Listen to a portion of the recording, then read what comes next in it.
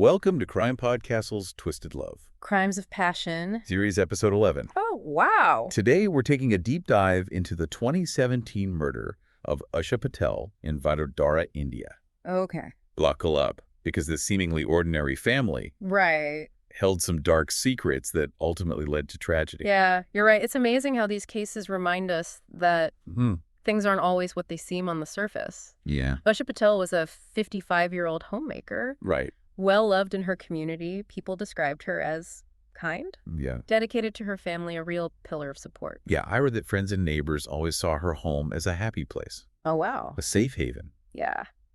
It's hard to believe something so horrific could happen there. It's truly a case where appearances were deceiving. Right. While Usha was known for her harmonious life, there were hidden tensions brewing within her family that ultimately set the stage for this crime.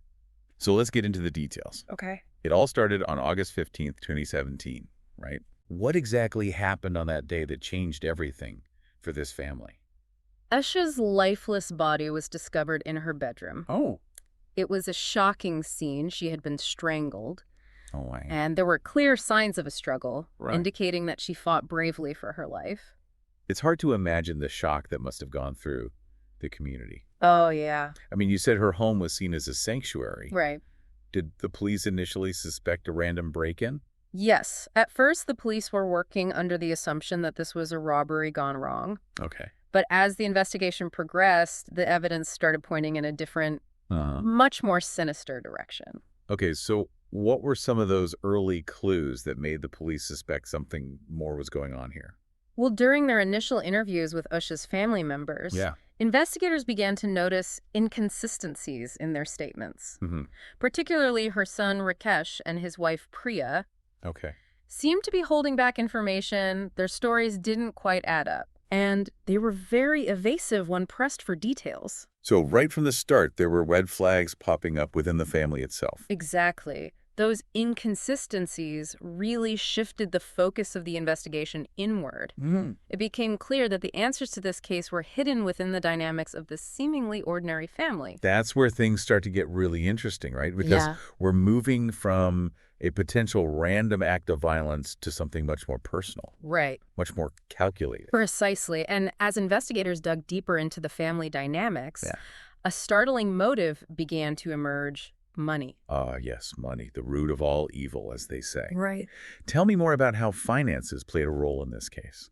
It turned out that Usha had recently inherited a significant sum of money and property from her late father. Okay. This inheritance, as you can imagine, became a point of contention within the family, especially between Usha and her son Rakesh. So we're seeing a potential power struggle emerging here. Yes. A conflict between mother and son over control of the inheritance. You got it. And the tension was further amplified by what neighbors and extended family members were revealing.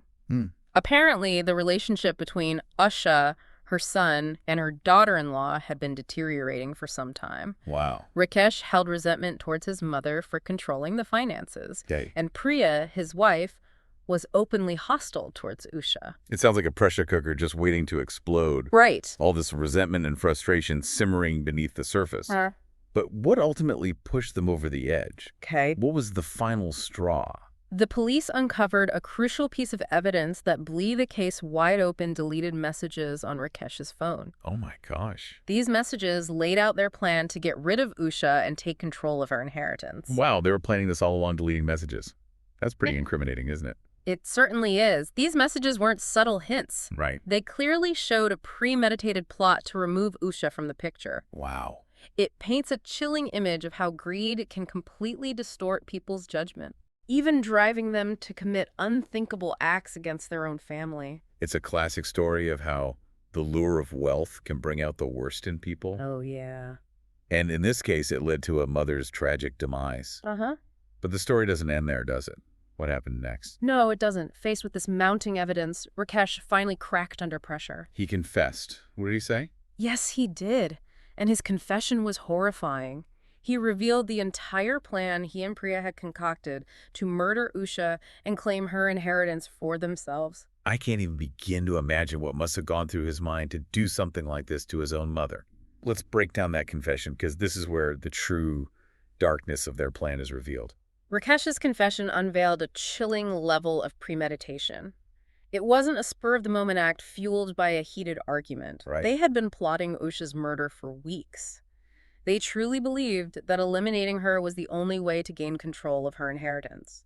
It's hard to fathom how someone could be so cold and calculating, especially towards their own family. What exactly did their plan entail? How did they intend to carry out this horrific act? Their plan was disturbingly methodical. First, they decided to sedate Usha with a spiked drink. Oh, wow. Figuring this would make her less resistant, then in the dead of night, Rakesh would enter her room and strangle her, while Priya kept watch to ensure no one interrupted them. It's absolutely bone-chilling to think about the terror Usha must have felt in those final moments, the ultimate betrayal at the hands of her own son and daughter-in-law. Yeah. Did they try to cover their tracks at all after the murder? Oh, they did. They attempted to stage the scene to look like a robbery gone wrong, Okay. hoping to misdirect the investigation, but their cover-up was poorly executed, Mm. riddled with inconsistencies that quickly unraveled under scrutiny. So it was a combination of their own sloppiness and the thoroughness of the investigation that brought them down. Yes, exactly. The forensic evidence collected at the scene contradicted their fabricated story, and their lack of coordination in maintaining their lies further exposed their guilt. They simply couldn't keep their stories straight. It's almost as if they underestimated the complexity of covering up such a heinous crime. Did their attempts to deceive the police add to their charges? It certainly didn't help their case. The attempted cover-up, coupled with Rakesh's confession and the incriminating messages on his phone, Right. presented a very strong case for the prosecution. They were arrested and charged with murder and conspiracy to commit murder. It sounds like the prosecution had all the pieces they needed to paint a pretty damning picture of their guilt. What was the trial like? Were Rakesh and Priya remorseful at all for what they had done? The trial was a stark reminder of the devastating consequences of greed and betrayal. The prosecution meticulously laid out the evidence, highlighting the couple's cold-hearted motives and the meticulously planned nature of their crime. Rakesh's confession, the forensic findings, and the financial records all pointed toward their guilt. And the verdict? In 2019, both Rakesh and Priya were convicted and sentenced to life imprisonment. Wow. The verdict brought a sense of closure to the case, but the emotional scars left on Usha's surviving family and the community remain. It's a heartbreaking reminder that even within the bonds of family, such darkness can exist. This case really makes you question how someone could be driven to such extremes for financial gain. Do you think this tragedy could have been prevented? Were there any warning signs? That's a question that lingers long after the verdict is delivered, looking back. There were subtle signs of trouble. Usha had confided in some friends and neighbors about her growing concerns over Rakesh and Priya's increasingly hostile behavior. Right. But she never imagined they would resort to such a drastic measure. It's understandable who wants to believe their own family is capable of such evil. It's a difficult truth to confront, but this case highlights the importance of taking those gut feelings seriously if someone you trust expresses fear or unease about a family member. Right. Listening and offering support is crucial. Sometimes early intervention can make a world of difference. I think this case also raises some important questions about inheritance disputes and how they can tear families apart. What are some of the factors that contribute to these conflicts escalating to such extreme levels? That's a great point. Inheritance disputes often bring to light existing tensions within a family. Right. Whether it's resentment over perceived favoritism, long-standing sibling rivalry, or as we saw in this case, a sense of entitlement.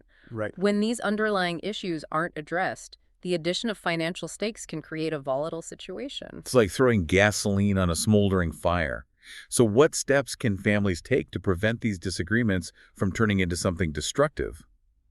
Are there any strategies for navigating inheritance issues in a healthier way? Communication is key. Open and honest conversations about estate planning and inheritance wishes can help to minimize misunderstandings and resentment down the line, sometimes involving a neutral third party. Right.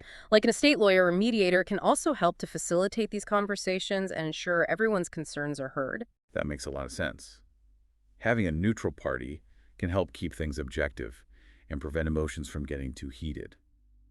What about in situations where those conversations don't happen or there's already a lot of tension? What advice would you give to someone who's worried about their family going through a similar ordeal? It's never too late to seek professional help. Family counseling can be incredibly beneficial in providing a safe space to address underlying issues and develop healthier communication patterns. It's about finding ways to manage conflicts constructively, setting boundaries, and prioritizing the well-being of the family unit. It seems like the Usha Patel case serves as a stark reminder that we can't take family relationships for granted, even in the closest of bonds. Unresolved conflicts and unchecked greed can have devastating consequences. Absolutely. It's a tragic lesson that underscores the importance of open communication, healthy boundaries, and seeking help when needed. Families should be a source of love and support, not a battleground for power struggles and financial gain. It's a sobering thought for sure. But before we wrap up, I think it's important to address some of the questions that often come up in cases like this. First off, what happened to Usha's inheritance after Rakesh and Priya were convicted? Her inheritance was placed under the control of her surviving husband and younger daughter, ensuring that her assets were protected and used in a way that honored her memory. That's good to hear that justice was served on that front as well. Mm-hmm. What about the impact of this case on the community? Did it lead to any changes or increased awareness about the dangers of family conflicts? This case deeply shook the community. It sparked widespread discussions about the dark side of greed and the importance of fostering healthy family dynamics. People started paying closer attention to the subtle signs of conflict and the need for open communication within their own families. It sounds like this tragedy, in a way, served as a wake-up call. It did. It forced people to confront the uncomfortable reality that such darkness can exist even in the most seemingly ordinary families. It highlighted the importance of vigilance, compassion, and proactive communication in safeguarding those we love. It's a heavy truth to carry, Yeah. but one we can't afford to ignore. Right. This case really underscores the importance of addressing those underlying tensions Yeah. and seeking help before it's too late. I agree. Prevention and early intervention are key. If you see red flags in your own family dynamics, don't brush them aside. Right. Open communication, setting boundaries, and even seeking professional guidance can make a world of difference. Absolutely. Family should be a haven, not a battleground. Yeah. And sometimes that means having those tough conversations, Right. seeking outside help, Yeah. and prioritizing healthy relationships above all else. Well said. It's about recognizing that even the closest of bonds can be tested and taking proactive steps to protect those relationships from the corrosive effects of greed and resentment. This has been a truly sobering deep dive into a case that highlights the dark side of human nature and the fragility of family ties. It's a story that forces us to confront some uncomfortable truths about the potential for darkness to exist even in the hearts of those closest to us. And it reminds us of the importance of cherishing our loved ones, nurturing those relationships, and being vigilant in safeguarding the bonds that hold families together. We must remember that love, trust, and respect are the cornerstones of a healthy family. When those foundations are eroded by greed, the consequences can be devastating. Thank you for joining us on this journey into the dark heart of a family tragedy. We hope that by exploring these difficult topics, we can encourage open dialogue and proactive steps towards building stronger, healthier family relationships. It's been a sobering exploration, but an important one. Remember to subscribe to Crime Podcastle for more captivating deep dives into true crime, and share this episode with anyone who might find it insightful. Until next time, stay curious, stay safe, and as always, stay vigilant.